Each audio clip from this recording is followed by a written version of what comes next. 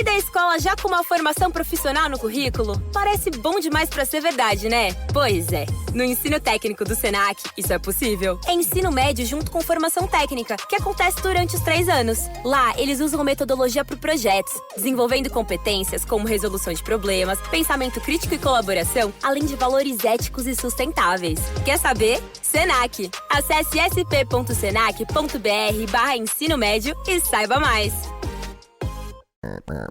Maybe. Intro music. I'm getting there. Okay. Whoops. I'm just singing. On this episode of Bantha Milk Podcast, we have Chris. Yeah, he loves this stuff. I forgot.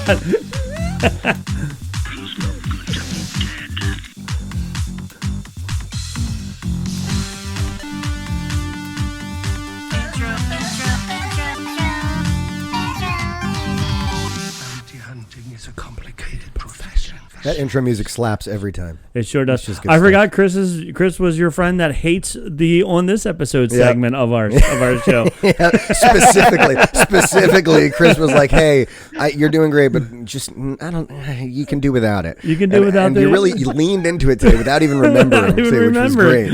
That's awesome. So, hi, Chris. Hi, Chris. Hey, guys. Chris is here. We are back with Bantha Milk Podcast, and it's. I'm sorry, Rob. You really should be introducing us because you've been cheating on me with other podcast hosts recently. I have been.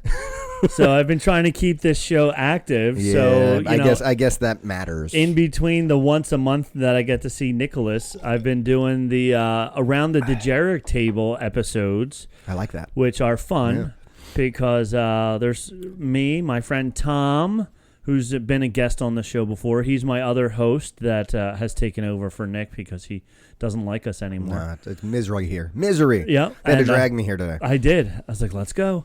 And then we always get 2 different guests on, and we have 4 questions. Everybody brings a question. We all talk about it, and it's a lot of fun. So one of these days, Nick, you should be a guest on our show. I might just be a guest on Bantha Milk Podcast Presents Around the Dejeric Table. Around the Dejeric Table. It'll be awesome. But today we have our handsomest guest, which is me, of course. But then Chris is here. Chris is here also. As well. Chris has been on the show several times. In fact, Chris holds a record for the only person who has walked out of our show to go take a pee. In the middle of the show. Can we do a commercial break? A lot of people thought it was a concern with the quality of the performance, and it was not. It was just the quality of my bladder. So, there you go. Yeah. Well, I said this earlier, but I'll say it again. Why can't we have both things? 2 things can be true at once. 2 things can be true, yes. I'm wearing a diaper this time. There you go. God, we're man. good to go. I mean, it's like that. Remember that crazy astronaut lady down in Florida? Astronaut. She was like, Drove across the country. She was do you remember that? No. She was an astronaut. Yes. And she drove across the country in a diaper. Okay. And then she got arrested in Florida or something. It was weird stuff, man. Weird stuff. Anyway, this is a Star Wars podcast. This is a Star. Well, she's an astronaut, so it could fit in with Star Wars. I mean, maybe she. I lost my train of thought there. She was going to fight her beau's. Yes. Other woman. Yeah, that is true, actually. Yeah, she didn't want to wait. Okay. There were wars. What's his name? Richard. I forget what Richard's Nixon. last name is. No. Dawson. No. Clinton. Richard Dawson. I'm Richard Dawson.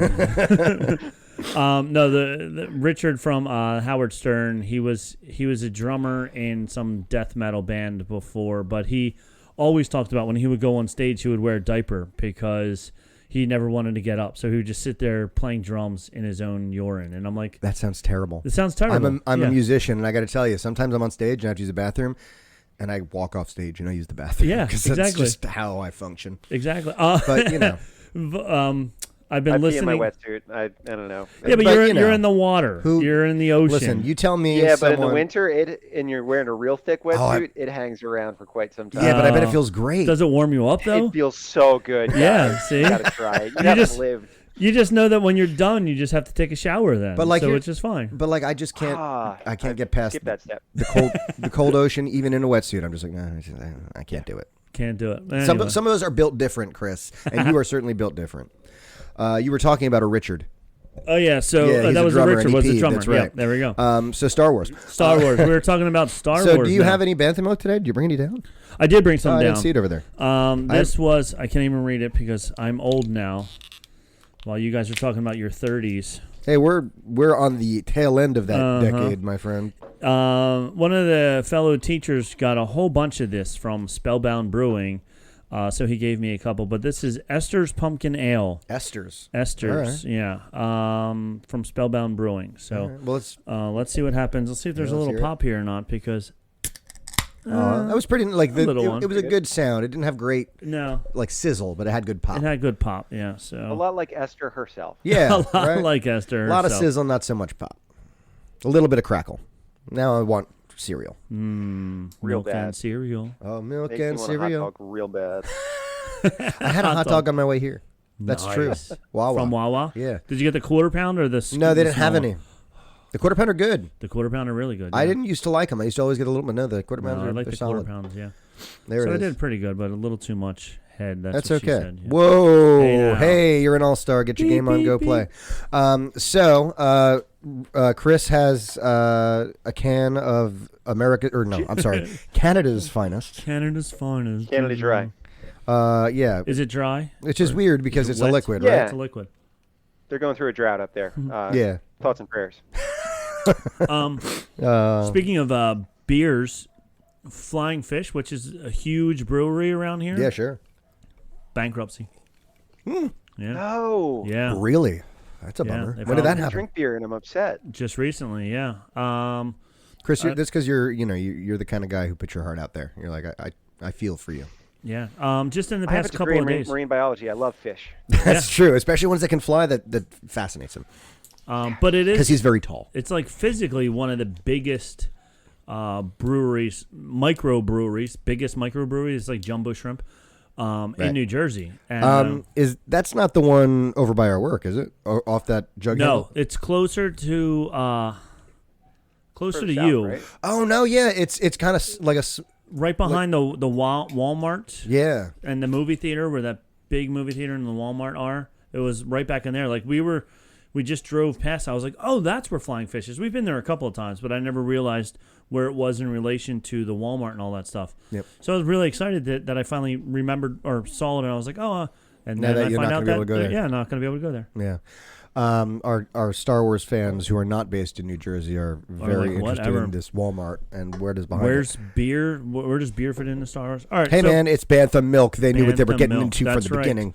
So Plus, anybody is trying to figure out, like, in relation to their Walmart, like, wait, what movie theater? Like, everybody's got a Walmart. yeah, Like, Some they're have like two. there's a I've got movie like two or theater three. near your Walmart. That's amazing. I've got a Walmart in my Walmart. Yeah. Walmartception. So some news, a little bit of news. We got Star Wars They got news. the that new movie, the Daisy Ridley movie, is also being directed by a woman as well. The so Rey it's a movie. Rey movie, yeah. So it's a lot of women. Star Wars girl Star power. Wars girl power. There's all the rave right now. So the director has done a lot of interviews, and she's just said it's just gonna be a good time. Let's hope. Let's hope. I have all of the releases supposedly for 24 and 25 because everything's getting pushed back. There's the little writer strike gotten Yeah, I guess in so. the way Yeah. there. On Around the Dejeric Table, episode 2, we had Mark Anthony Austin on. That guy. Yeah. All right. Or Mark Austin Anthony on. Sure. And he said he's out of work because of the strike. And now that slowed down. it got slowed down, and now that the strike is over, the animators are the last line. Right. The writers need to now start writing stuff. And The then actors need to start saying the words, and then the animators can do their thing. Right. Yeah, because I never I've often wondered that about the animating process. Like, I'm sure, it's not the actor obviously that has to warp their way around what's going on. So clearly they have to have everything so that they can shape what they say, right? Like the mouth and exactly and fit it to it. So that's got to be a very time consuming process. But again, they do have to wait for everything to be done. Yeah. I didn't even think about that. Yeah. So he said he's thinking probably 6 to 9 more months until he can start getting work again. Well, there's a teacher shortage, so if he's looking for work. I told him he could make an animation of Bantha Milk podcast. I said I can't pay him. He goes, no, I need the paycheck. Yeah, that's the important part. Right? he can make stuff for free any old day he wants. Yeah. Yeah. So 2024, no movies. Yeah, that sounds about right. The next movie will begin production in 2024. Rey's new Jedi Order movie. Okay, so that is the next movie slated to be produced. has been slated to be the first to release, so will likely be the first to go into production. The first reveal of Star Wars Celebration 2023 was Daisy Ridley's return to Star Wars as Rey Skywalker to lead the movie. This past week, that guy who played Kylo Ren, Adam Driver, has been on. He's been promoting his new movie Ferrari. Yeah, because he plays Enzo car. Ferrari. He doesn't play. You can't download a car. He plays the car. He plays Lightning McQueen. Oh yeah. I'm a dad now, so I get that reference. There you go. But everybody's asking him Star Wars questions as well, and he said he's not going to do another Star Wars movie. And I'm like, no, that's maybe because they killed him off. Yeah. So but that's never stopped anybody. No, it has not. That is true. Yeah. So they could just, in the very first line of the next crawl, Kylo Ren is back. Same exact thing as the last one. Yeah. Or somehow he's back. Dead. He returned. Yeah. No, that would be the real twist, right? As if he didn't come back. He just has robot legs now instead. He got cut in half. And it's going to be directed by Rian Johnson, and it's going to take all movie to get to him, and they're chasing for him. Kylo Ren's back, and then they get to him, and he's going to be like, I was actually dead. I was dead the whole time. It's just a ghost. It was like the one episode of Rebels where it was just like a ghost, and they were like hunting him down, and it was just a ghost of the Jedi. But but he said when they proposed the storyline to him, they told him this whole giant story arc. He was going to not for the new movies. For the the 7, 8, and 9. Yeah. Yeah. And completely different, right? Yeah. Yeah, they told him he was going to start off the opposite of Darth Vader. Darth Vader started off as strongest and then at the end became the most human. This one, it was going to be the reverse of that, where he was going to be the most human now, and then it was going to build into him being like the ultimate Sith. Yeah, he was not. I know. I didn't know. I heard he was not supposed to have a redemption arc when it all started. He was supposed to like be all in. Yeah, and be but like I guess during the filming of whatever, they liked the chemistry between Kylo and Rey, and we got Reylo, and it's like, and then Ryan, and we all saw him suffered jogging for it. onto the lot in his like gray sweater, and they're like, "That's it. Yep. That's it. That's what we need. That's what we need." Final scene, Kylo Ren. just in a sweater. Eating some chicken nuggets. When I'm a bad guy, I got this rad cloak, armor, and I got a helmet. When I'm a good guy, I don't need any of that. I don't need any of that. I just need my Old Navy comfort performance wear. That's right. This episode's and we're good sponsored to by go. Old Navy. Yeah, if only. I know, right? So then, my favorite Kylo Ren that he did still is the SNL skit. episode. Oh, my 100%. God. It was clearly the best. Didn't he do Undercover a second Boss? one? I think he did a second one recently. Well, he was just on Did he again, really? but I didn't see another Star Wars. No, It might. It was. I saw him do something like that on the most recent SNL. I'll have to look into it. But yeah, if you didn't see the most recent one with him on it, it was actually. I've seen clips from it. It's very funny. Yeah, he was very funny and he was really good in it. And did you see him playing the piano and stuff? That's he's really good at great. the piano. Yeah. He was just on Smartless, so you can hear the whole interview. He was also on the Conan O'Brien podcast. Yeah, he was talking about it on there as well. But yeah, they asked him like, "Were you actually playing the piano?" And he's like, "No." He goes, "I took lessons, but I took them from my mom, so of course that never worked out well or whatever it was." You can usually tell when they're faking. Yeah, and me especially. I got to tell you, one of the things that takes me out of the moment the very most, just because of what I do, I guess, in a movie or a TV show, is if I watch and the musician is very clearly not playing. Yeah. Well, I hate like Disney Channel does it all the time, where they're like lip dubbing over a beautifully studio done song, but then they're like walking around a street and it sounds perfect the whole time. I'm like, no, like whatever. But you know, so I'm with you on that. So Adam Driver not back. A lot of women in the next one, which is great. TV shows, The Acolyte. Can I just ask, Rob? Yes. Can I ask John Boyega? Has there been anything from him? He did say he's up for it. Yeah, I read something recent, and that surprised me more than anything because of how vocal he was about his dissatisfaction with how they handled him. But I feel like I read something recently about John Boyega saying he would want to come back and do stuff. Yeah, because there was the one unfinished bit of dialogue, like, Ray, I've got to tell you something. Right. Yeah. Yeah, that did seem a little bit like the planting of a seed. Yeah. So it says he's open to appearing in a future Star Wars movie. He said that about 6 months ago. I'd be willing to. I mean, you don't go from saying what he said after the thing, all those movies, to that without. I don't know. I would be shocked to hear. I would not be shocked to hear that he's involved in the Rey film in some way. Yeah, I'm sure. And I hope they actually do him justice, because I really loved his character, and I thought he was. Again, I always come back to that video of him seeing himself in the trailer for the first time and how excited he was. Yeah. And thinking about how what that must feel like for someone to be see yourself in a Star War, and then be so dissatisfied with the way. And I get why he is dissatisfied with the way they used his character and him as an actor. So yeah, it would surprise me if he wasn't coming back with that kind of. With that 180 sort of. Yeah, the 180 that he did there. So I almost said 360. Yeah, that would have been right back to not liking Star Wars again. All right, so the Acolyte. Like a true Star Wars fan. True Star Wars fan, yeah. I like it. Nope. No, maybe I do. All right. Taking place 100 years before Star Wars Episode 1, The Phantom Menace, The Acolyte is a mystery thriller that will see the fall of the Jedi from the Sith's perspective. A trailer was unveiled at Star Wars Celebration, but the jam-packed Jedi action teaser has yet to be publicly released. It's supposed to be 8-episode series, has been slated for 2024. So that I am intrigued by, because I re-listened to the Plagueis novel recently. Chris, have you ever read read the Darth Plagueis novels?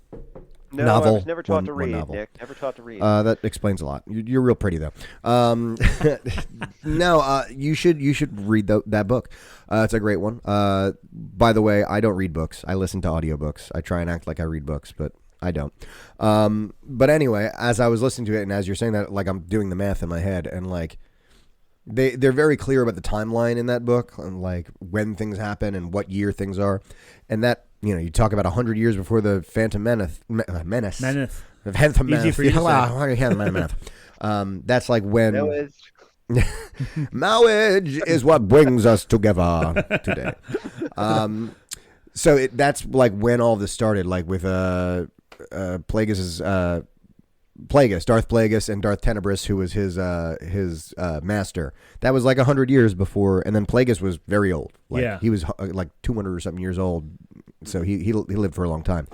So I don't know, man. I think that could be a really cool story to tell. It'd be cool to see them pull some of the stuff from that novel. I'm sure they'll do. If they do, it'll be a Disney-like thing where they use some of it and some of it maybe not. But now that Jon Favreau's kind of heading up the creative decisions, not Jon Favreau, Dave Filoni. David Filoni. Avengers Hockey says he can't hear Chris. Let me bump him up. Oh, so you put him down to 20%. But didn't you listen? Couldn't you hear him? I can hear Chris. But when you went to the YouTubes. When I was on the YouTubes, I heard us, and I just assumed that I could hear Chris as well. Great. Well, I just pumped him up. All right. So, Avengers Hockey, let us know if you can hear Chris now that we pumped him up. I'm speaking now. I bumped you up. Yeah. All right. So, The Acolyte, Bad Batch Season 3. I don't remember. Have any of us watched Season 2? I started watching it. Did you? Did you like it, Chris? Yeah. I did. I really did. Because I need to make myself watch it, because that's all I hear is that Season 2 of Bad Batch had a great story. I just had such a hard time with Season 1. Just didn't pull me in. It was much more connected. There was a stronger through line all the way through. Okay. So I almost equate it to the first couple seasons of Clone Wars versus the last few seasons of Clone Wars, where first few seasons were oh yeah, we've got to do something. Here's this story. Mm-hmm. It had a stronger through line, and I'm excited because it didn't resolve. There's stuff going on. Okay, cool. So I'll definitely check it out. I've got. I mean, it's not many episodes, right? I mean, how many episodes? 16. Oh, yeah, but they're half-hour episodes each one. Yeah. It's one of the few series that comes out on Disney Plus where it's more than 8 episodes. So. It's good. Yeah. I think I was watching Season 2, but then the releasing one episode a week, I got busy, lost interest, blah blah blah, whatever the case was, and I don't think I finished it because it says here that left Clone Force 99 on a quest to find Omega. I was I don't remember that at all, so I'm definitely gonna have to go back and watch it. But they did say Bad Batch Season 3 will be the final season of the Clone Wars spinoff. And it's supposed to arrive in 2024. Tales of the Jedi Season 2. Tales of the Jedi is a short animated series of 6 episodes. Tales of the Jedi was great. Yes. I loved Tales. I especially loved the Dooku episodes of Tales of the Jedi. The Ahsoka ones were very good as well. Ahsoka's like my favorite character and stuff. But like it's just cool getting to see what happened before, and right. seeing It was Qui-Gon fun seeing like a young Ahsoka, and then also Count Dooku before he turned. And Yaddle got some spotlight. Yeah, she did. Yeah. He said just dim now. Yeah, I cranked him up a little bit more. Okay. So, all right. So Tales of the Jedi Season 2 is set to premiere in sometime in 2024, but we don't know who it's going to be about yet. Skeleton Crew. Who do you think it should be about? Jedi. Jedi. That'd be a good selection for them. Tales of the Jedi, yeah. Like Jedi with tails, you think? Like only the Jedi with tails? Like lizard Yeah, Jedis. it's going to be the entire Star Wars story, but reanimated into the DuckTales animation. Ooh, life is like a hurricane here in a galaxy far, far away. Yeah, I like it. Race cars, lasers, aeroplanes. I don't know why we don't have more. Lasers. Sharks with freaking lasers attached to their head. Lasers. All right, so is that too much to ask? Is that too much to ask Apparently. for a shark with a freaking laser on its head? Do you know that movie is 30 years old? Almost 30 years. No. Is it 40 years old now? No, it's almost. No, it's not 40. It's almost 30 years old. My God. Yeah. Yeah. Well, all of my favorite movies are now hitting these amazing milestones. Ferris Bueller's Day Off. All the small things is 25 years old. Blink 182. Well, I remember when Gone with the Wind came out. Back in sat my in the day, theater in my diaper. I was watching the first talkies. Oh, the talkies. Yeah, it was all this. What was the song? It's I'm 25. Whatever he says, I'm 25 years old. I think it might have been that song. Whatever. Yeah. I remember going to the bars when I was 25, and I'm like, yeah, you screaming 25. that, yeah. Now, 25 years later. Yeah. All right, so Skeleton Crew starring Jude Law is coming. This is the coming-of-age Star Wars show will take place in the New Republic era, following a group of kids who get lost in the galaxy following a discovery made on their home planet. Is Jude Law playing one of the kids? Jude Law is one of the kids. Plays an unnamed Force. For E.T.? It is the script for E.T. An unnamed Force user, and the style has been compared to Amblin Entertainment. John Watts and Christopher Ford are the creative helm of Skeleton Crew, with Jon Favreau and, surprisingly, Dave Filoni serving as executive producers, presumably leading the series towards tying it into the Mandalorian movie that will act as the climax of these spin-off stories. The series was initially slated for late 2023, but has been pushed back because of COVID. No, because of the writer's strike. Yeah.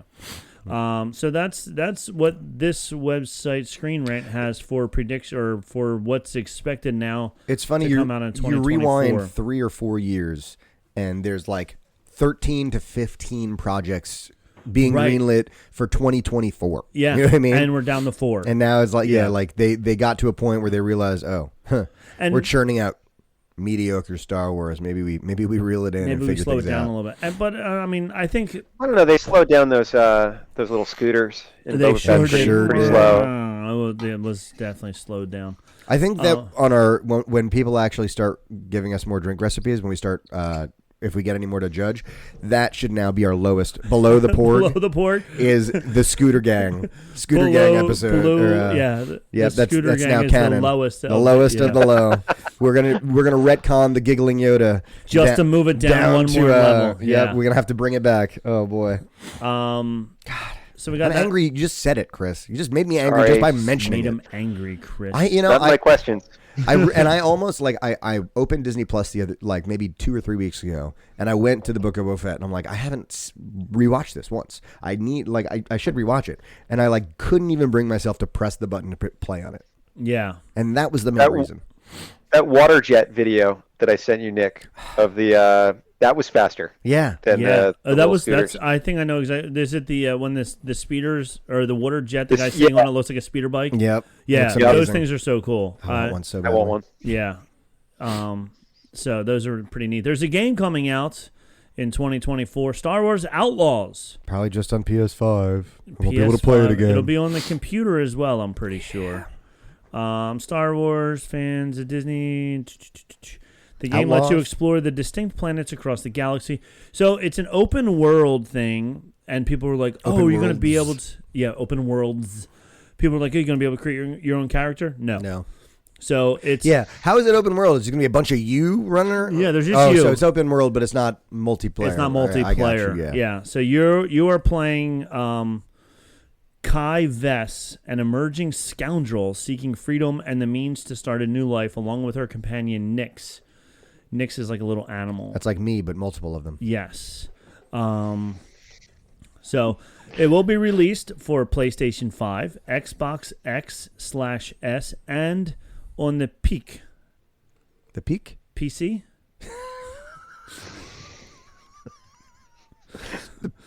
The Peak? Oh no!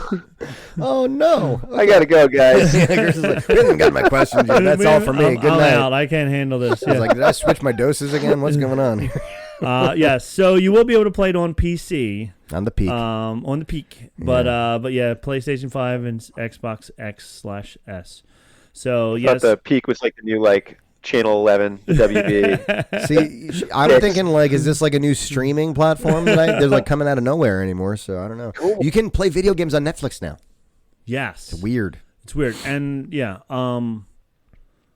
when you go to Netflix on your iPad, it's like play games. Why? I can download all these games. Yeah, why am I doing onto- this on yeah, why am I Netflix? doing it on Netflix? All right, so that's what I have. I feel like That's the there's Star Wars whatever. news. That's enough Star Wars news Womp. for now. Let me find the real clip.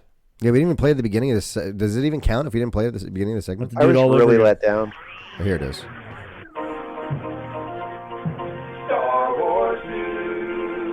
Brian worked hard on that. All right, he did. He did a great Really job. good. Now, All right. the reason for the season, as they call it. So it's Monday, December 4th, 2023. And I don't mean that right now. I mean that I'm bringing you back in time. Monday, December 4th? Picture it. Oh, Sicily, 2020. Anyway. okay. And I get a I text. was like confused. Yeah. I'm like, I get a text from Chris, my dear friend Chris, the one over here. There, down, wherever he is. wherever on the he screen. is. Yeah. Hi, he's- wave for the masses, Chris, our throngs. And it says, I am doing a Star Wars rewatch. I will now send new questions I'd like asked and answered on the podcast. Using this text thread as the way to capture these questions in a way that won't get buried elsewhere since I never text you. So Chris has gone through, how many have you gone through thus far? How many movies? I didn't do Solo, and I didn't do Rogue One, and then I didn't do Episode 9. So I did a pretty good chunk, and then Okay. Christmas came. All right. Well, this is going to get a little louder here on his side, just so you know. We got people saying we got to fix it. I mean, the actual audio for the podcast should sound fine, but the live stream's having some issue. So I've got several texts here. I mean, I got to scroll a little bit here. So I figure we go through a couple of these questions.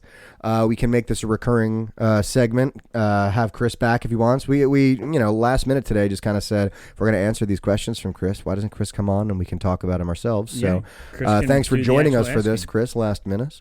I know Thanks for having me. You're passing up time playing Apex Legends by doing this, but to be fair, I wouldn't be home to do it with you anyway. So, Yep. you know. So I'd be losing. Yeah. Well, I don't know. If Bill were on, you might be winning. Anyway, so I figure we're just going to start with these as he was asking them. So we can only assume that these are in order as he's watching and they come to his head. okay. And I've read some of these, and some of them are some head scratchers, and some of them I think are maybe like arm scratchers. I don't know. We'll see. But his first question. There's some dark personal stuff in there, that's for sure. Yeah, like I'm not entirely sure. This is how it makes me feel. Yeah, I'm not entirely sure how the effects of the economy on millennials and its repercussions for American society have anything to do with Jar Jar Binks, but we're just gonna roll with it. Yep. That being said, his Yeah, first and question. let me say too that like when I was going through this, it was, it had been 2 years since my last like full rewatch, and there were things that were popping up where I'm like, okay, well, I don't think I've ever heard that asked, at least in like the general sense. There's probably, a lot of this stuff has probably been discussed at length elsewhere, or for the folks that have read all of the background novels and things like that, then you probably have a good idea. I have not done all of the reading. As I said, I have not learned how to read yet. I'm a South Jersey native, and staying true to my heritage in that way. So, a lot of this comes from... It's got paper. So the answers are there. But yeah, we'll see if other people have some of these questions, and feel free to go ahead and let me know if these are stupid questions as well. All right. As I learned from other podcasts, there's no such thing as stupid questions, just stupid people. So go ahead. Yeah, and that's why I'm here. That's why you're and that's why we brought the stupid guy. No. So question number 1 regards the Trade Federation. You might recall them. They're the allegory for China. They're the worst. Yes. They're the slightly racist allegory for China that George Lucas snuck into the prequels. What was the Trade Federation fighting before Episode 1 that they were considered battle-hardened and had a huge droid army? This came up in the dialogue. They were discussing how you don't want to go up against the Trade Federation. You can't fight them because they're battle-hardened. And why would a Trade Federation be battle-hardened? That's a weird thing. I mean, it's always been a little strange to me that, this war was created by, a bunch of freaking merchants. That's always just been, a weird thing for me. But again, in the Plagueis novel, there is some insight into this because Plagueis the novel actually starts the prologue. It takes place right when the day Palpatine becomes Chancellor, and it's just a prologue. It's right there, and then right in the next chapter, it goes 100 years back, and it covers Plagueis with his previous master, Plagueis after Plagueis finding Sidious finding Maul. It even goes through to Maul dying. It goes pretty deep into it. And in that, when Plagueis finds Palpatine, it's because he wound up on Naboo for some other stuff. And there is a lot of talk about the Trade Federation because Naboo has some store of, I think it's Tabana gas or something like that, and Tabana gas is what they use in hyperdrive or some crap like that, and so they're trying. It's a natural resource that Naboo has in plenty, and it's a backwoods planet that is not really involved in intergalactic trade, and so part of that book is Naboo gradually becoming more entangled in intergalactic trade, and Sidious rising through the ranks. Palpatine rising through the ranks and helping that, and then meeting Sidious or Plagueis. So I don't necessarily remember off the top of it, but I'm pretty sure some of it has to do with some of that conflict that was happening right before this all happened. But I think part of it might just be in order to bolster the CCP and their agenda and the Communist Chinese Party. It is weird. Again, there's as crazy as this sounds, there's an Alex Jones clip. Wait for it. Where are you going with this? Wait for it. There's this crazy Alex Jones clip where he just starts going off about Star Wars and the entire political structure of Star Wars. And I'm listening to him and I'm like, why are you so crazy? And why is this all exactly what happens in Star Wars? He knows about Star Wars and he's talking, and it's so. But he does mention the Trade Federation has a weird place in there as a China substitute. So according to Wookepida, I've heard of it. The Trade Federation was a mega corporation that worked as an interstellar shipping and trade conglomerate. It grew so powerful. Yeah, Exxon, exactly. Exxon, yeah. It grew so powerful during the waning years of the Galactic Republic that it had its own representatives in the Galactic Senate, founded in 350 BBY. During the High Republic era, it rose to prosperity in the Outer Rim and maintained its own private military.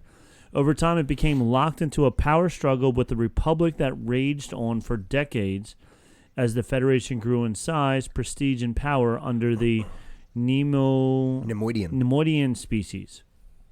The Trade Federation would often force planets into exclusive contracts, which in several circumstances gave them the ability to blockade planets and control systems politics. Following the Clone Wars, the Galactic Empire allowed the Federation to remain in existence in easy for you to say, in vestual form until its disestablishment.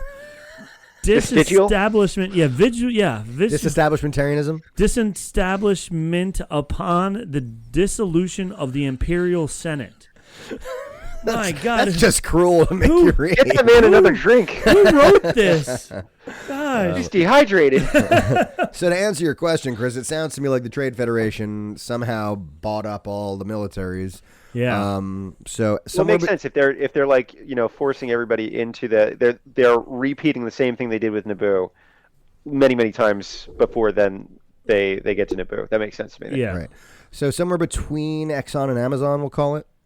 Yeah. But Cool. an evil, like an evil Amazon, which is Right. what Exxon Right, would an be. evil Amazon. Wouldn't that be something, an evil Amazon? Even kind of like the De Beers company, where, we have all these diamonds, but we're not going to release them, so diamonds cost more. So they're putting the blockade on all these countries. So or like McDonald's when they take away the McRib. okay. Right, Yep. right, and then they release, and they're like, "Oh, look, the McRib is back." Yeah. Huh? Yeah, So there you go. They've had the same stock of McRib since 1973. It's just in it's like in a They just feed it back basement in Hoboken. Yep. Like the entire stockpile. It's actually the same McRib since 1973. Right. So. It actually reproduces. It regenerates itself. Yes. It's like the McRib. It's a capital T, the McRib that lives in this house and is just birthing other McRibs. It's like, please kill me. That's like I don't know if it's not a barbecue place. Whoa. Some place their French fries or something like that. The sign outside says cooked in the same oil since 1963 or something like that. That's not what you want at all. So I'm like, do you know okay. how dirty oil gets after like 6 days? Oh, I know. Well, you can always tell if they clean the oil or not just by looking at the French fries. You sure can. And as someone who worked in restaurants, I get it. I used to work. I had to clean those things. Yeah. Oh, I used to have to clean it also. I used to work in the food court, and like the brand new clean oil, the French fries were nice and yellow. But if that oil wasn't changed for 2 weeks, they're those dark, burnt, crispy French fries. Yep. So I think Which, again, don't necessarily taste the best. They do taste the best. They 100% taste the best. It doesn't make you feel good about it, though. No, they 100% taste so much better. But do you want more? Yes. Please. I don't, but I'm gonna take them anyway. Anyway, I think that's question number one and done. Question one, check. Right. Moving on to question two. What happened to the Chancellor of the Senate that was voted out before Palpatine I thought Chris was asking stepped these in? questions. Well, he is, but I'm reading them. Chris, And it makes sense in case my audio is not coming through clean. Like, Okay. everybody And Chris wants to also have that can't read. perspective. Right. Chris also can't read. Chris right, can't read his own writing because he doesn't know how to read. I can books. only write. I can't read what I Can't wrote. read what he wrote. Well, he responsible. speaks it into Siri, and Siri Right. translates it for me. Can I Go ahead, start read your again question now? I'm again. going to start at the beginning. I'm sorry, read Chris's question. Josh. Yes. What happened to the Chancellor of the Senate that was voted out before Palpatine stepped in? Was he just chilling off to the side like Hillary Clinton going, I blank and told y'all, but you wouldn't listen? That's a good question. So that's Chancellor Valorum is the Chancellor who was voted out in a vote of no confidence, and it was Padme's fault. So thanks a lot, Padme. So I don't know. Why don't you look that up, Rob? What happened to Chancellor Valorum? Human male politician from House Bell, or who is a Supreme Chancellor of the Galactic Republic. His administration was hampered by corruption and bureaucracy in the Galactic Senate, which Valorum was unable to bring under control. Towards the end of his administration, attempted to resolve the Trade Federation's invasion of Naboo to little effect. As a result of government inaction, Queen Padme Amidala, I don't know, never heard of her before. She's a minor character. Minor character? Not Okay. important to the plot. Not important at all. She thinks she would stand up for herself when she noticed that her boyfriend likes to kill babies. But anyway, as a result of she called for a vote of no confidence in his leadership. The Senate scheduled an election for a new chancellor, and Valorum was replaced. Palpatine was secretly Darth Sidious, blah, blah, blah. During the Clone Wars, over 10 years after his political downfall, Valorum assisted the Jedi Order as they investigated the circumstances surrounding the death of Jedi Master Sifo Dyas, who, as Chancellor, Valorum had sent on a mission to resolve a dispute with the spice dealers known as the Pike Syndicate. The Jedi learned Sifo Dyas had been killed by the Pike Syndicate at the behalf of the Sith, who wanted to control the clone army. Sifo Dyas had secretly commissioned had secretly commissioned for the Republic during the mission that Valorum had sent him on. After the rise of the Empire, some Coruscant continued to have fond memories of the former Supreme Chancellor. Yeah, so Sifo Dyas was the guy who went behind the Jedi's back and made the clone army.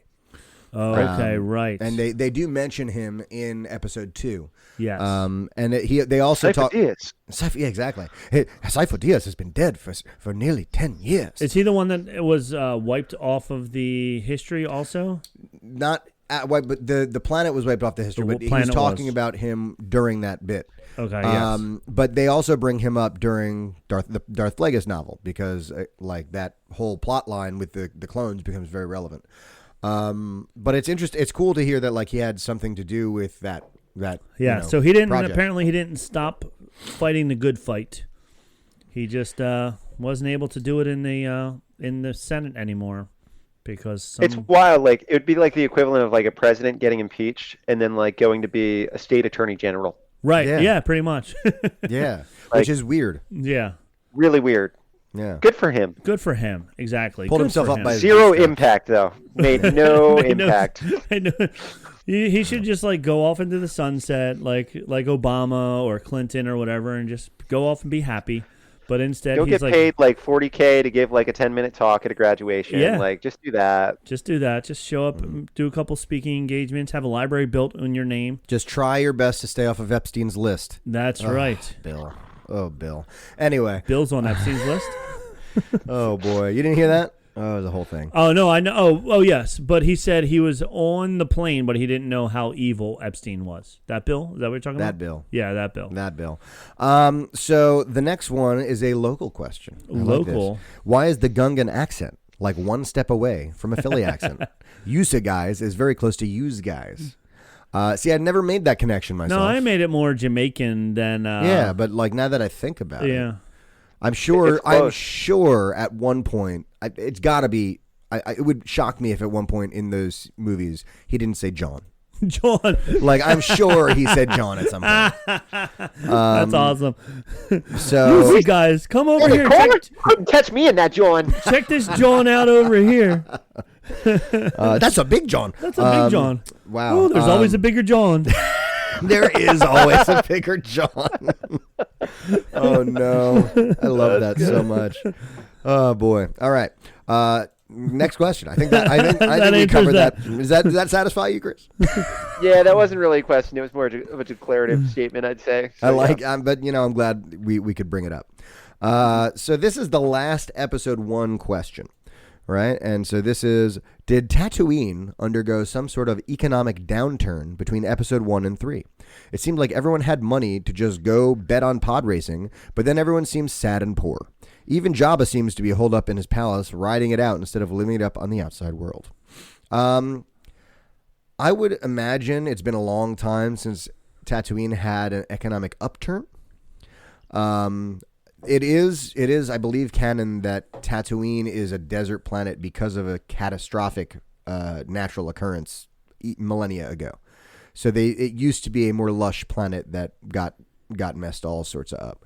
But again, in the Plagueis novel, they talk about Tatooine a lot because they actually...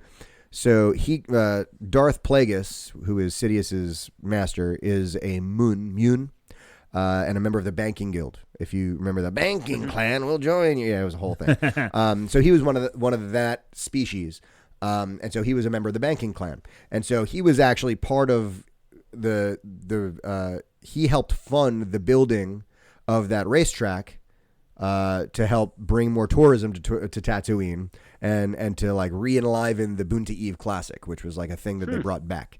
So, and it was specifically in like tandem with, and they were talking about the politics of the Hutts too, because Jabba, who's of the Disiligic clan, by the way, Jabba Disiligic, the Hutt, was in some sort of a dispute with what's the Gardula, I forget what clan, but Gardula the Hutt. And so it was like a big thing because like there was, I forget on what other planet, but there was a lot of pod racing stuff, and he really pissed a lot of people off by funding this Tatooine pod racing track because it like pulled away like tourism money from this other planet. So it's interesting you bring that up because like it's something that they think about the economics of these things and how they go. So maybe the people that you're seeing, or let me expand it. It's not just people, but the entities that you see, because there's more than just humans. Sure. At the racetrack, I always thought of them as just residents of Tatooine, when in reality, from what you're talking about, probably as a majority is not. Yeah, residents, I mean, think about like the World Cup visiting, right? Like I'm sure there are locals who go to the World Cup, but most of it's probably made up of thousands of people who fly in from all over the world to see it. No, the locals build the World Cup, and many die, and then they don't get to go. Right, and they live in the town outside, and then the World Cup leaves, and then that town turns into terribleness, like Georgia. Yes, I was going to say, have you been to Atlanta? Either of you? I have, yeah, several times. And so I went a couple years ago, the last year that the Braves played in the old stadium before they moved out of this city. Right. And yeah, they're in a suburb now. Yeah, they're up in the suburbs now. And we got in. I was there for less than 24 hours. Mm-hmm. Flew in at the flight left at 5 in the morning. Got down there 6, 7ish. We walked all around. We went to the Coca-Cola factory, all that stuff. How many times did you get approached by people in the streets? Surprisingly, not many. But we didn't. Anytime stop I go moving. into Atlanta, I like that. It's you just like people come up to you, trying to get stuff from you. Yeah, but we were walking around, and I was had my phone out. I'm looking at all the sites and all the places where the Olympics were. You can tell that they used to be there because there's some painting left on the walls, but it's very faded and it's very run down. And we're just walking down this one street, and it's all abandoned. Yep. And I'm like, in '96, this road was packed. Yep. And it's like you said, they built it up, big Olympics, boom, Olympics are done, all the shops are gone, people made their money, they moved out, and now it's just most of it is just abandoned. Yeah, Olympic Park in Atlanta, the heart of Atlanta, it's an interesting little spot because it's at the same time interesting and kind of sad. Yeah. Yeah, it's the Ferris wheel is there. Yep. And I'm I was oh, how much is it's $10 a person to ride a Ferris wheel. I'm I can go to Six Flags and ride it for free. I'm not paying $10 for this, but yeah, you're not going to see Atlanta. Not going to see Atlanta from there. Nope. But so as I'm Googling and looking up on Wookepida, Tusken Raiders and Jawas have been there for hundreds of years. And like you said, probably most of the people from those pod races are all gamblers and tourists all coming to watch the pod races, and then they leave because you think again. Mos Eisley is. It's near Mos Eisley, right? Yeah, and so Mos Eisley is the largest spaceport on Tatooine, and Tatooine is very remote, but it's not unknown. It's a known entity. So. Yeah, but because there's really not much there, it says the Galactic Empire and all that stuff didn't really care about it because there wasn't anything there worthy of taking. Camden. It's like it's Camden. Exactly like it's Camden. there. You kind of got to drive through it sometimes. Yeah, right. You go there and you're you do what you got to. The police will tell you just drive through the red lights. Yeah, it's never. I apologize to all of our Camden listeners. Yeah, yeah, but honestly, if ever there was a more direct parallel between a real life city and Mos Eisley, it's got to be Camden.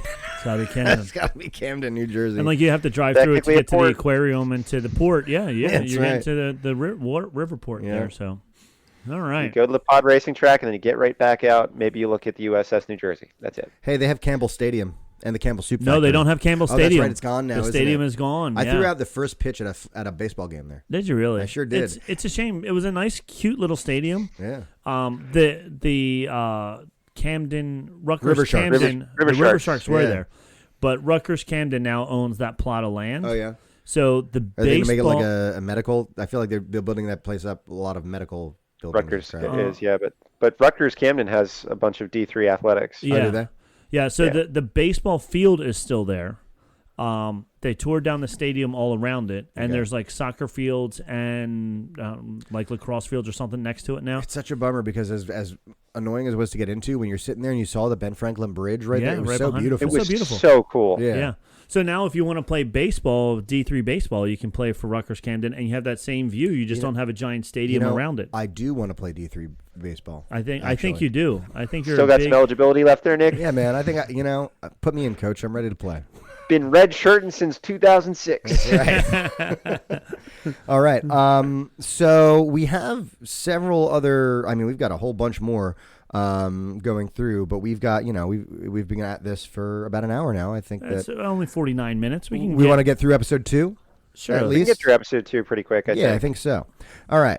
So in episode 2, when Obi-Wan tracks Boba, There's a typo here. It's There's a actually typo. tracks Django, right?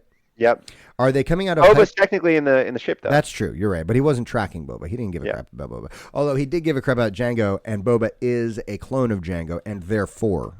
Anyway, are they coming out of hyperspace? It totally looks like they are. So this is right when so Obi-Wan they're both in their ships, but the scene is going right into that asteroid field, right outside of that planet, and you just see like suddenly Slave One comes flying in and just goes zoop, and it almost looks like they're coming out of hyperspace, and same sort of animation comes in for Obi-Wan's ship. Does his ship have a name, by the way? That's a question. So it's a Jedi Starfighter. That particular model is a Jedi Starfighter. So I don't know if his had a name, but the Jedi who used them in battle used that particular. Is that the one that had the extra hyperdrive? It had the hyperdrive ring that helped it. Mm-hmm. But so you're saying like because tracking through hyperspace is not supposed to be a thing at this point? We had it was the whole plot line for episode 8 that like you can't do that. How did they do that? Well, how do they do that? But he also threw a tracking beacon on Slave One before he jumped. So it's not like that's the whole thing. Like there shouldn't be the ability. Like you shouldn't be able to track through hyperspace. That was the big thing, right? I think the thing is once someone jumps, you can't figure you don't. If you know their trajectory, there's a guess as to where they're going on that track, but you can't like track them through that. Well, the Empire, I guess, figured it out later. But my assumption, if I'm trying to find a canon reason for this, would be that because he threw a homing device onto his ship, he was able to. It was physically on his ship. And so maybe that like he was able to pull the hyperspace coordinates from the Navicomputer that way because he actually had a physical device on board. My guess would be that mostly when they're saying you can't track through hyperspace, it means because like when you think about episode 5, right, when they're about to pull that Millennium Falcon in with the tractor beam, and they last minute and they're like, oh, are you sure you disabled the hyperdrive? And they're like, yes, and so they punch it, and Vader's just like, well, damn. So my guess, like in that instance, they didn't have anything physical on there. They disabled the hyperdrive, so they figured they were fine. They went to hyperspace and they went, well, we can't track him now. We have no idea where he'll be. As opposed to where if they had a physical device on it, maybe they could. Again, that's me just kind of making excuses for Star Wars at a point. You're welcome, George Lucas. You're welcome. Well, people agree with you, Nick, because Chris is not the first person to ask this question. Sure. On the interwebs, somebody else asked, how did Obi-Wan track Jango Fett through hyperspace?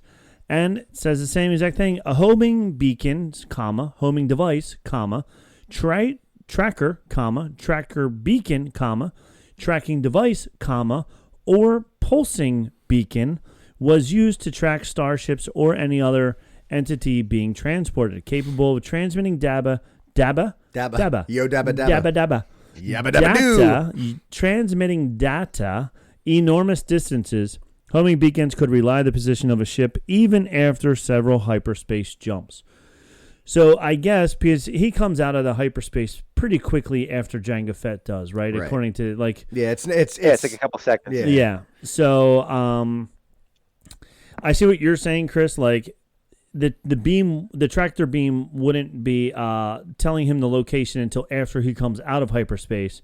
So how was he able to make the same hyperspace jumps that Jango was making? Yeah, if you think about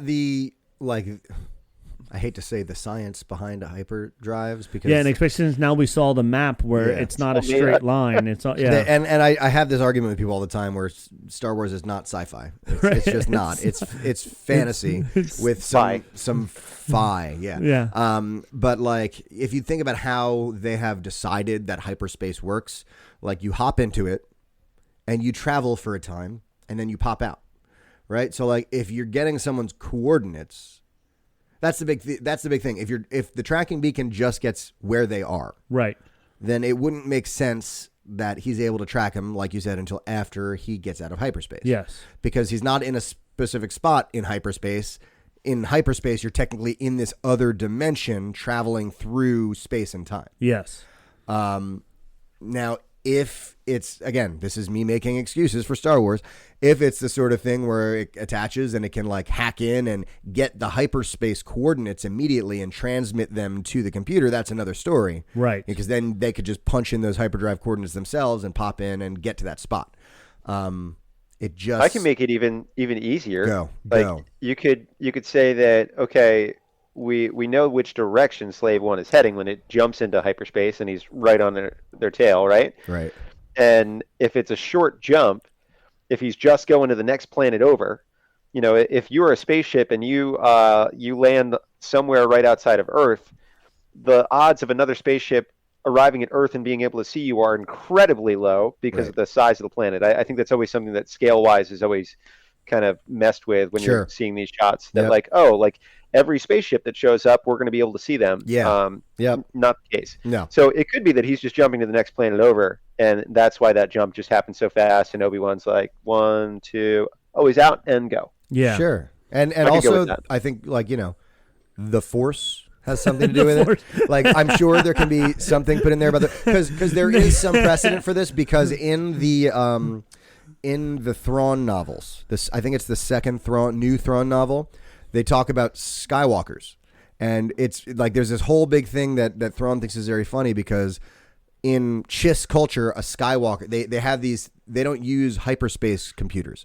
They use force sensitive. Exactly. They use force sensitive children. Like, Chiss have this weird phenomena where these children are born force sensitive, and then it grows out of them. As they mature, they lose it. Yeah. But they use those who are, and they call them Skywalkers, and they will be their hyperspace coordinators. And they use the Force as they're in hyperspace to literally see what's ahead and pull them in and out when they need to. Yeah. So it is also possible, because Darth Vader does this at one point during the second Thrawn book. He takes the place of a Skywalker, essentially. So maybe it's possible that Jedi also have that ability to kind of intuit their way through the Force, and then the tracking beacon help them the rest of the way. I do really love what you said about scale in space, because I listened to a lot of Neil deGrasse Tyson, and he was talking about the asteroid belt. And like how, you see, we're entering an asteroid field, and, they're dipping and dodging. Do you know what the average distance between objects in our asteroid belt is? It's got to be like thousands and thousands of miles. 600,000 miles. 600,000. Yeah. Oh my God. That gosh. is the average distance between objects in our asteroid belt. So you're because gonna... the reality is, if you picture like the way that they always portrayed in like films and stuff like that, where they're just constantly bouncing off of each other. If you had, say, a pool table that didn't have sides to it, and you fire the first shot, and you go to break, most of the balls will instantly just go and scatter off of the table. Right. Like, there's not going to be anything left. Right. So in order for them to be maintained in a certain location, they need to basically not have a chance to bump into each other. Right. Because anytime they do bump into each other, they're going flying off and never coming back. Right. Yeah. It is an interesting thing. But again, that's where we have to suspend the sci-fi and realize this isn't sci-fi. This is fantasy. Stop trying to bring your scientific, because it's going to get in the way. I actually was thinking about that too, because as they're going through this fight and they're detonating the coolest noise known to man, which would not occur. So you wouldn't hear it, Nope. But as they're doing that, all of a sudden, there's these huge explosions where these massive asteroids are either being cut in half or being shoved off. There's somebody down there on the planet just looking up, going, "Oh crap!" And then just a global killer is coming down. Yeah. Boom! Like anytime that there would be something that big going hurtling off. Here's another fun comparison, since we're talking about collisions. The odds of a interstellar collision, like something colliding with Earth, apparently, if you took two bumblebees and you released them onto the continental United States, they would have a greater chance of bumping into each other than we have of getting hit by an asteroid. or a meteor, like a a comet, something like big something enough that would sizable. destroy. Yeah, That's how like astronomical the odds Right. we're talking are, and that's like when you think about like space, like that's how much there is nothing. Like you know, there's just nothing out there, you know, and then you find It makes something. you feel good. Yeah, right. Yeah. That's it. It makes you feel good. It's funny. I think I heard somebody say, you know, like space is so big, but yet you're if you're out there, you're all alone because it's so big, but there's so big of nothing. Yep. You know, so it's crazy how big it is, and we can't even like fathom how big it is because, you know, driving from New Jersey to Florida is, you know, a 24-hour drive. You think that's so far, but that's, you know, a couple hundred miles or whatever it is, 200-300 miles. Like that's nothing compared. You said it's 600,000 miles. Here's another fun one I found out that I never, and I didn't find this out. I actually found this on Facebook, and I didn't even think like logically it makes sense, but I never thought about it. You know, I have always known that, you know, and this is talked about. The sun is X amount away, right? So we all know if the sun exploded, we wouldn't know for 8 minutes, right? Right. Like, that's how long it takes for the sun's light to get here. But light travels faster than sound, so like we wouldn't hear it for like several hundred years. We would see it. We would see it. It would explode in our eyes. It would kill us, but we wouldn't hear the sound anything. wouldn't reach us for several hundred years. That's funny. And that's I don't understand it. Yeah. And it's crazy to me. Yeah, that is crazy. That's crazy The talk. sun is a ninja. The sun is a ninja, silent but deadly, just like. Anyway, all right. So I think that we adequately answered the hyperspace question. Yeah. The next two are pretty easy, I think. I'm ready for them, right? So in episode 2, as we still are, the plans for the Death Star are revealed for the first time, designed by the group on Geonosis. But then in Rogue One, Galen Erso is the designer. What gives? Did Galen just finish the most important design? Good question. I think it's fair to say that with just about any construction project, you're going to have a lot of hands in the pot. And I don't know that, like, cause so Geonosis, is that like where the Techno Union is? Is that whole thing with that dude with the little beeps and bloops and bloop, bloop, the Techno Union Army will join you? Well, he was there, but it was revealed by the bug person. The bug person, yeah, who goes... The Genosian. Oh, yeah. The guys that came back and they were messing with Mel Gibson in Signs. Yeah, those guys. They were, oh my God. They had the same language. So it's official. E.T. is a Jedi. And that's already established, though. There are the ETs. For sure. They were in the Galactic Senate. Yes. And now we know that Genosians have come to Earth, and they don't like water. Yep. Swing away. Because they don't have wings and they don't know how to swim. So. That's right. Oh, man. Imagine. Planet's 80% water. Oops. Yeah, I mean, they picked the wrong planet, I'm saying. So great tagline for Signs 2. Signs 2, you picked the wrong planet. And it's just Mel Gibson, but he looks like he did in Braveheart. Yeah, holding a big stop with a sign. baseball bat and a glass of water, and he's in his reverend outfit. Oh, I love all of this. And he's shouting something anti-Semitic. Okay, so... Is it implicitly stated that guy is the designer, or is he just handing off the plans? That's what I'm not sure of. He pops up and he goes like, "Here's our plans," which like for the audience looking at it, they're like, "Oh my God, it's the Death Star." For somebody that doesn't know what the Death Star is, they're like, "Oh, you made a ball, cool." Yeah. Right. Neat. Go ahead, keep going.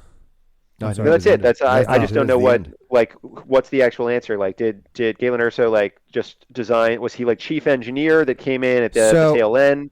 So it does look like, again, according to Wookepida, the Genosians did design it, and Archduke Poggle the Lesser, which is that guy's name, Poggle the Lesser, the Archduke of Genosis. I love pogs. Yeah, right? I love slammers. I used to have a slammer that had O.J. Simpson on it, and it said O.J. in the Slammer, which is remarkably 1990s. So during the first battle, so it looks like they did in fact design it, which confuses me, because it says, following the establishment of the Galactic Empire, Professor Galen Erso and his fellow scientists made modifications to the plans while being guided by Orson Krennic. All right, so it looks like Genosians had their deal. Yeah. It's like any government job, right? You got to get several different bids. right? And like you got to find someone who's going to do it on the cheap. And of course, they found someone to do it on the cheap, and that person just happened to put in a ventilator shaft that led to the destruction of the Death Star. Well, that's because Galen Erso was angry, so he said, "Watch this, I'll show them." Yeah, well, this is why you don't outsource government work. Yeah. I'm saying. So this Wookepida page briefly starts with the Death Star plans, codenamed Stardust, by Galen Erso, were the blueprints of the first Death Star, an Imperial super weapon based on Geonosian designs. So the Geonosians made a design for this, and then in true Imperial fashion, they said, "Give me them." Sure. And then they said, "Okay, Galen, you're really smart. Make sure this works." That's the way I took it. I like it. Yeah. So that's what I'm Does that satisfy you, Chris? Cool. Yep, I am satisfied. Love it. I'm satisfied. And That is the Snickers of answers. Thank you, guys. ooh, I want a Snickers, dude. Have you had the peanut butter Snickers? Yes, They are out of this world. they are dangerous. They are among the best candy bar. Even Yep, better than a agreed. whatchamacallit? Yes, Yep, Even better 100%. than 100? Is it 100 grand? 1,000 it grand? is now $100 grand. 100 grand. It used to be the $100,000 bar. 100,000. Yeah. I only know that because that's still what my parents call it. And also Seinfeld, they talk about it. There you go. But yeah, my parents still call it the $100,000 bar. So the last episode 2 question we have, I think is a pretty simple one. You're right. Were all the clone troopers in episode 2 CGI? They look at the answer is yes. There you go. I mean, I think you're 100. Like it does hurt sometimes to look at the clone troopers in episode 2. Yeah. And Yeah. they were so George Lucas was so about CGI that he was going to use CGI as much as possible. Yeah. So the fact that he was like, "Wait, I can make 1,000 people," I'm in. You know how it's like when they say someone who's like been stuck out to sea for like a month and hasn't eaten, and they get rescued, and they're like, "You shouldn't just gorge yourself because you'll make yourself sick." You're gonna make yourself sick. But they do it anyway because they're so hungry and famished, and then they use too much CGI and make us all upset.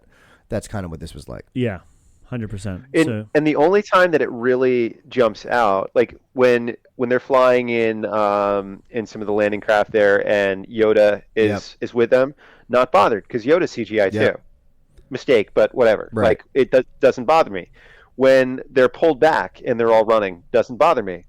When they are zoomed in and they're like, and they're right formation. next to, like when they're next to the Wookiees, sometimes it's like, yeah. you could have just thrown like 6 guys in the costumes, Right. Yeah. and it would have been like great. Put like 30 guys behind them in CGI and make 6 of them dudes in costumes. And, Yes. we could suspend our disbelief for a second.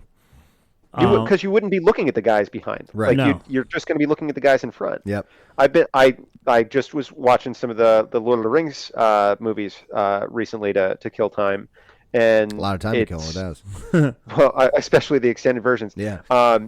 It's so interesting how the CGI feels like it holds up so well there Right. because they don't try to make it real in the background. It's like, you're not focused on that. The stuff in the foreground is what you're focused on. You've got Aragorn and Gandalf. They're there, and then you've got some stuff going on in the background. You're like, it just looks kind of, that's the world that they live in. And That's of what it looks course, like. you've got like practical effects with orcs in like makeup and costumes. Yeah, you know what that I mean? are Like, in the front. Yeah. Yeah, They're if they fighting are battling orcs. up front. They're humans fighting things that don't look like humans but are real, and then with computer enhancements in the background. Right. Yeah, for sure. I think you're 100% right. Like that helps us to it's like a magician's trick. You look over here, you don't notice the magic happening back there. You don't do that, and it's like, "Oh, look, I'm going to make this card disappear." It's gone. See? It's gone. It's not there anymore. See? Right. So yeah, I agree. I'll see your Lord of the Rings, and I'll raise you one Jurassic Park. All right. Because the original Jurassic Park came out in 1993. Sure did. I think you two were like 5 at the time. But that was the first. Yeah, that was the first CGI movie. That one still holds up. And it holds up for phenomenally. Sure. Yeah. Because they use it sparingly because they use that and practical effects. Yeah, everything that's like big time, you're getting eaten is practical effects. The pulled back stuff is far enough away that you can't really distinguish or know because you're like, well, what would it look like up close. I'm not sure. I don't need to know that right now. That first shot where you hit the Jurassic Park theme, and you see like the big long necks and stuff. Mm-hmm. You're not right up next to them. They're well in the background. Yeah. You know, you don't have, and like, you know, in 1993 we didn't have 4K resolution in our TVs, so we didn't have to worry about like people going, right. I can't see the pixels. You know. And then when we get up and like they're in the trees with like the little kids are up in the trees with the long necks, then we have an animatronic dinosaur in there that comes and grabs stuff. Or even like when she's laying on the Triceratops, like that's a real one. But when the T-Rex is chasing them in the Jeep, that's all CGI. Yeah. And there was meanwhile the raptors are terrifying and they're animatronic. Yeah, yeah. But you know, in the Jeep though, most of the footage that you see from the Jeep is either the Tyrannosaurus pulled way back kind of in the darkness, or you're looking in the rear view mirror and the rear view mirror is shaking, right? So you don't get a good look at it, which is so clever. Yeah. That's so all they needed to do was get a really, really elderly cameraman to film this stuff for the prequels, and it would have been perfect. Real shaky. Yeah, it would have been perfect. There was I think it's on Disney Plus, all about Lucasfilm and that was great. Yeah, the studio, and they talked all about that, and the guy Spanky, and even the Mark Anthony Austin was a part of that as well. He helped with that as well, and the dinosaur chasing them was supposed to be stop motion, and they had a whole bunch of stop motion stuff filmed already. And Spanky was like, I can do this better in the computer. And he took his time and he designed it. And he just had it playing as they were coming in to see the stop motion. And they were like, what is that? Yep. And the stop motion guys were like, well, we're out of a job now. Yeah, that's messed up, man. That's messed up. Thanks. Big move, Spanky. Yeah, right? Like, honestly. Nick, you know, in terms of like wrapping up questions, there's only one real question that I had for episode 3, which was the line, once more the Sith will rule the galaxy. If you want to just wrap up episode 1 through 3 and the prequels are done with my questions. Yeah, once more the Sith will rule the galaxy. When was the last time the Sith ruled the galaxy? Sure. So that's a complicated question, and one that goes between canon and legends, right? So if we pick up, we have to start with legends and go into canon, right? If you start with legends, you know, you go way back 10,000 years. The Sith were not a two-person cult. They were a race. You typically had red skin. They were humanoid mainly, except they were just red. They almost looked like, imagine Zabrak without the tattoos. Mm-hmm. And so the Sith were like it was fairly regular for Sith to be force sensitive, and so again, it was a race, and it was also like a religious. It was like both things, right? And then like, so if you play like the Old Republic, like the video game, you can become a Sith, and like you see that the Sith were like a big structure, like there were thousands of Sith, right? And like you see that there were Sith academies, and there were places where they trained Sith, and this was 10,000 years or so before the trilogy or the movies we know, and like, so if you ever hear about like Korriban, there was a Sith Academy on Korriban, where Sith acolytes would go to train under like it was essentially like the Jedi. It became almost as dogmatic as the Jedi. And then if you read the Darth Bane trilogy of novels, again another Legends, I think there's 3 of them trilogy. Darth Bane was like a miner, like a dude who worked in a mine. And I thought you were talking about he was like 6 years old. I'm sure at one point he was, you know. Yeah. but by the time the story picked up, you know, most people who are 7 or greater once were. So and then like through like whatever, he wound up becoming, you know, they found out he was force sensitive. They brought him to this Sith Academy, and he was like this ridiculously strong dark side user, and he had come to the conclusion that the Sith had become essentially the Jedi, and the only way for them to actually enact the change they need is for them to die in the form that they are and be born in new with the rule of 2. So the rule of 2 started with Darth Bane, where he essentially killed all the Sith. He destroyed the Sith as a political structure and as a cult, of a bunch of people, and he whittled it down, saying there should just be a master and an apprentice. And so that was about 10,000 years before this all happened. That's when all that happened. And then so for that whole time, they were just like the Jedi assumed they'd won, essentially. Right. And that's kind of what Darth Bane's plan was to like lull them into this sense of false sense of security, and then like over years undermine them. And again, I keep coming back to this Plagueis novel. If you haven't read it, you have to read it. It's really good because Plagueis talks about this, and he talks about like the culmination of the plan that Darth Bane set into action. And Plagueis's plan was essentially to put Sidious, Palpatine into power, have them both lead, bring the Sith out into the open, and reveal the grand plan, essentially. And Palpatine didn't agree, essentially, and decided, now we're going to... But anyway, so that's all legends. Now, it's cloudy because Darth Bane is mentioned in Clone Wars. Yoda faces his ghost and straight up mentions the fact that he created the rule of two. So, like, in typical Filoni fashion, like, we don't know what of this is still canon and what of it is not, but Darth Bane being the one who created the rule of two is officially canon. It's canon. That. So my assumption would be sometime around 10,000 years before the time that we know now is the last time they were like what must be what they were talking about, because that's the last time they were a political force out in the open. Although, when you think about it, because like at the end of episode 9, we realize there's also the cult of the Sith, yes. Right? Almost exactly like there's the Guardians of the Wills, which what's his name? Chirrut was a member of, right? He was like a non-force using, which I disagree. I think he actually did use the force. But like he was like an acolyte of this religious sect that, is devoted to the light side of the force. I see like the cult of the Sith as like the opposite of that. These non-force users who essentially like came to worship like the Sith in a similar way. Sure. Albeit in secret, because that was the whole thing. So right. I don't know. That's that. That's what I know. I have a question for the two Utes. This has nothing to do with episodes 1 through 3. It just popped into my head. The two Utes. Oh, I'm sorry. The two youths. Great movie. But yes, so good. Perhaps my favorite movie, honestly. It was on, a couple weeks ago, and I'm sitting there watching it, and I'm like I so many lines from it that I can remember and quote all the time. Oh yeah, like you blend, like you blend. You blend.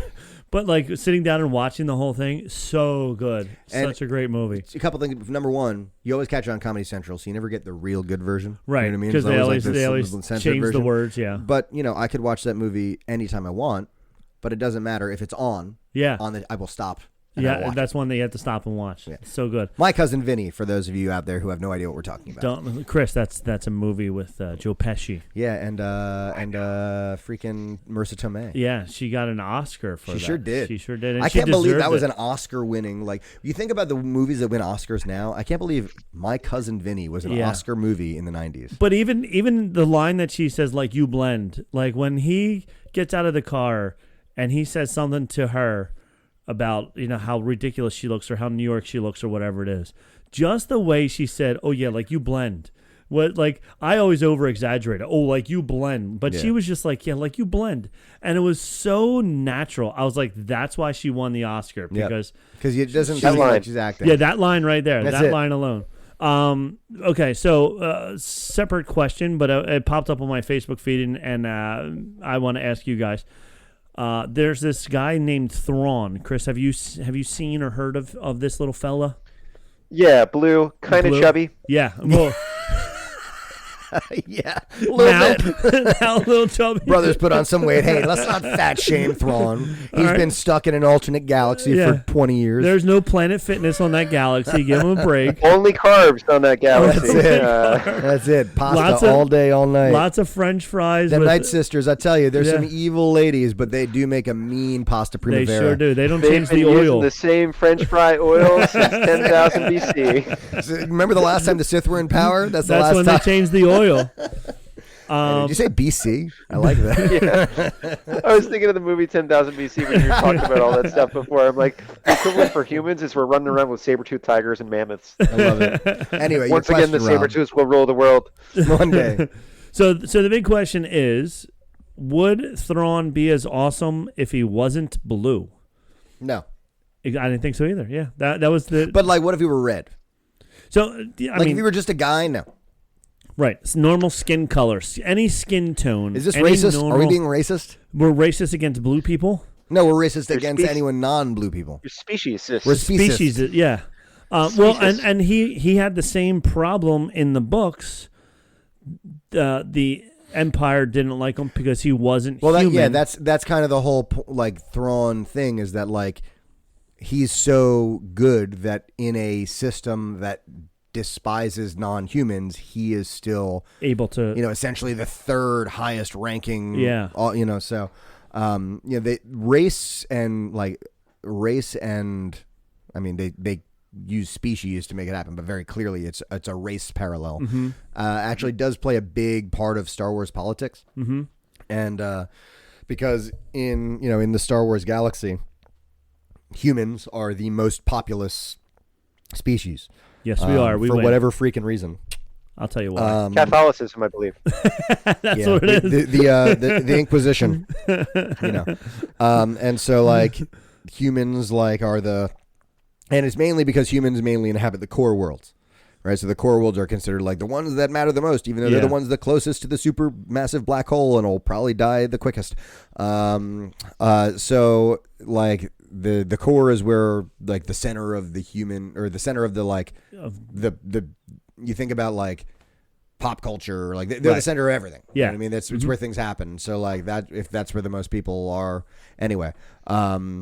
So I don't know where this was going, except that that if he was normal human skin color, he would not be as cool. Not only would I don't think he wouldn't be as cool, but it wouldn't be as interesting a story, because there's some sort of drama and intrigue behind the fact that he is put himself into a system that and you do see that in the Thrawn books. You see where people immediately don't like him and immediately like try and thwart him because, and it's silly how on the nose race related it is, because they didn't make him like, an Ithorian with a weird head and stuff. They made him a human who's blue. Yeah. You know what I mean? Yep. Like they could have made him way different. Yeah. And like really put on the nose, but like all they did was make him a dude with blue skin, right, and red eyes, yeah, and it became this whole thing. So I think that was a really effective tool in making it interesting too, is that they essentially made him not different, but different, and somehow it made it different. So like from Nick's perspective, as someone who's read the books, like his answer to this question is yes, it's important for him to be blue. I don't have all of the Thrawn background, and I want to work on that, like, because I know there's so much that I would enjoy in the books, but again, as we've established, don't read. Can't. But can't. But can't I think can't read yet. Contraction cannot. I personally think that like it doesn't matter that much. I think. Yeah, I mean, I think there's cool different ways the story could go had he not been a different race, a different species. But, he still like would be on the outside looking in because he's not a Force user. Like he's still not going to be Palpatine's go-to person. It's still going to be Darth Vader. Right. So yeah, there's already that distinction. He would just be there, General Hux. And that's. I mean, I think he'd make an interesting and good character as a human. Like, I don't think he would be an unused or like. Take away his blue skin, he's still a compelling character. He's still very interesting. He's still very intelligent. Yeah. But I think the fact that he is not human but so freaking human, right, adds to his story. I mean, in that it's like he's underestimated because he's blue, despite the fact that there's people out there with tentacles, and he rises to where he is. Yeah, that's a conversational trap right there. Yeah. Why do you say that? It's a trap. It's a trap. So I don't know. I tend to agree. I think he would be interesting. I don't. But I think that number one, because of the parallel to the real world they're trying to make. Right. I think that helps. But also, again, if you read in especially the second Thrawn book where he interacts with Vader, you get some insight into how the Chiss mind works. Mm-hmm. And Vader even says but it's not even Chiss. Thrawn is special. Like, if you read, especially the second trilogy, I haven't finished the second New Thrawn trilogy, but in the second Thrawn trilogy, it deals mostly with Chiss. Right. Like, it's all in the Chiss ascendancy, and you realize it's not a Chiss thing, it's a Thrawn thing. Right. Chiss are different, but Thrawn is a specific different. You know what I mean? Thrawn is extra smart. Yeah. And so, like, when Vader tries to, like, read what's going on in his mind, he's like, he even specifics, we get Vader's perspective, which I think is such a cool thing in that book. Like, we feel like it's this weird thing to get into his brain, but we do. And he talks about how, like, ridiculously ordered and neat things are in this brain, and it's hard to read. So I don't know, because there's some debate about whether, because I don't know that he's not a Force user, whether he knows it or not.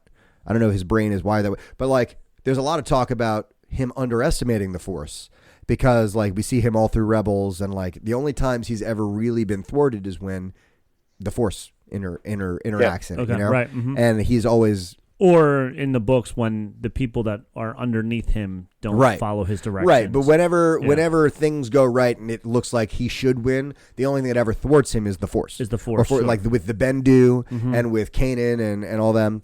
And so those meddling kids. If it weren't for those meddling kids, I would have gotten away with it. But now we see that he has allied himself with the Night Sisters. So in his time of exile, it would appear as though he realizes there is a gap in his knowledge that he has to figure out. Yeah. And by allying himself in a tenuous relationship with the Night Sisters, because it's clear that he's using them to get back, and they're just using him because there's that weird shot in Ahsoka where they're like, I don't like what he's doing there. So I think we'll see more of that, but I think, anyway, this is a long diatribe just to say, it's interesting to note his interactions with the Force and how he's trying to understand it more. And I don't know that necessarily his brain doesn't interact with the Force anyway. And especially now that, anybody can be a Force user. Right. Yeah, and they did open those doors with Ahsoka, which again I like. Yeah. I've always thought it was kind of weird that it's like we've mentioned this on the pod where it's like, hey, it's this life force that binds every single thing together, but only a couple people can figure it out. Only certain people can use it. Yeah. It's like the equivalent of like athletes. Like, right. Only a certain number of middle school kids can dunk a basketball. Sure. And they're the ones that you're going to go and take and bring to the training academies, and they're going to be future NBA stars. Right. Right. But that doesn't mean someone can't grow everybody to can dribble. dunk. Right. Yeah. Maybe those other kids who can't dunk in middle school will be able to dunk when they're 20. Right. They won't be in but like they'll be able to. But they won't at that point. Nobody's defending them. Yeah. Essentially, Sabine is a non-defended, middle-aged amateur basketball players. That's what we're saying. Yeah. And she's got really good core strength because she can take a lightsaber to the core. She can. And be okay. Yeah. It just bad neck strength. In the right spot. Bad neck strength because she can't keep her helmet on. Nope. So the helmet keeps popping off. Yeah. Weak chin. Yeah. Speaking of the helmet, I read an article. I don't know if this is true or not. So, this is one of those. It was on Facebook, so it's got to be true. But whenever they do make the Din Djarin movie / TV show, whatever it's supposed to be, what's his name? Pedro Pascal is apparently not going to be in the suit at all, just using his voice the whole time. Lame. Which, boo. What does it matter? But it doesn't really matter. Like, we couldn't even tell in the last season. Last season he didn't take his helmet off at all, did he? Yeah, and that was the other thing that they were leaning towards. They're really leaning in on him, like. Yeah, the one article now was like, by him not taking his helmet off anymore, it'll be much easier to have the body double doing all the work and then whatever. So, which is fine with me. CGI, yeah, they'd be able to CGI his face in, and they can even de-age just keep him in the background. Yeah, that's all. Just keep him way off in the background with the long necks. Yeah. It's like something's always like in front of him. Weeds in front of his face all the time. Yep. Hey guys, I'm over here. You can't see him. So, well, all right. So that was good stuff, man. That was good questions, stuff. Chris. Great Thanks questions. for joining us, guys. Thanks for having me. Thanks for answering some of those things because I haven't slept in a month. Yeah. You really wanted us to answer him a month ago, but I couldn't get in touch with Nick Chris, for the past month. Yeah, that's fair. Chris has been staring at a ceiling for the past month going, oh my God, Jar Jar, why does he say John? I don't get it. Where? What is Jar Jar's favorite sizzly? I don't understand. Knowing Jar Jar, it's the pancake one. Pancake, bacon, egg, and totally. cheese. Yeah, the knockoff McGriddle. Yeah, totally. Yeah. But anyway, thanks for joining us. We got some good Star Wars info, and we've got several more Chris's questions coming your way because he did go through several of all the main series movies, and he's still got to go through a couple of the other ones. So, and the other ones are so good too, like Rogue One and Solo. I really enjoyed those movies a lot. So, you got to make sure you go back and rewatch them and then have more questions because. I will. They're quality movies. There. Yeah, man. So thanks again, Chris, for joining us, and I think it's time to wrap it. Well, let's wrap it. I think, Chris, you got to join us on this one, right? Because from all of us here and there at Panther Milk headquarters, we have spoken. We have spoken. You have spoken.